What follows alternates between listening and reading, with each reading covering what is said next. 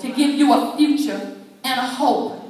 But in order for you to take hold of that, it's going to rest on you and your mind and your thinking. Because literally what you think is what you're going to have. Whatever you think in your mind, it will affect your disposition. So if you think in your mind, I can't. If you think in your mind, I will never. If you think in your mind, I'm not good enough. If you think in your mind, oh, that's not for me. And you see everybody else doing things. You see everybody else being successful. And then you think that you can't do it. God loves you just as much as he loves the next person. And as you approach the doorkeeper, then your word, hallelujah, your password when you get to the door is under the blood.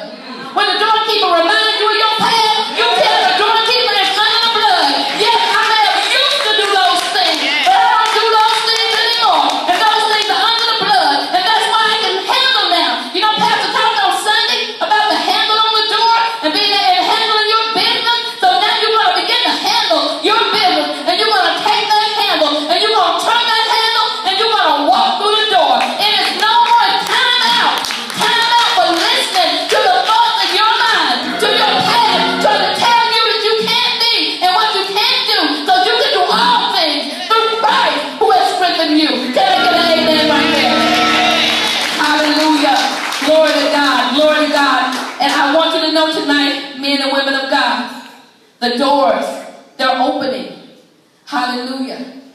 I had a difficult time. I called Pastor. I wrote a book. And once I wrote the book, I was excited about writing the book. And when it came time to release the book, I had a little bit of anxiety about releasing the book. Because the mind, what you can't do. Who are you that you can write a book? Who you think you are that you can write a book? What about what you did then? But the password is, it's under the blood. Hallelujah. Let's give God a praise.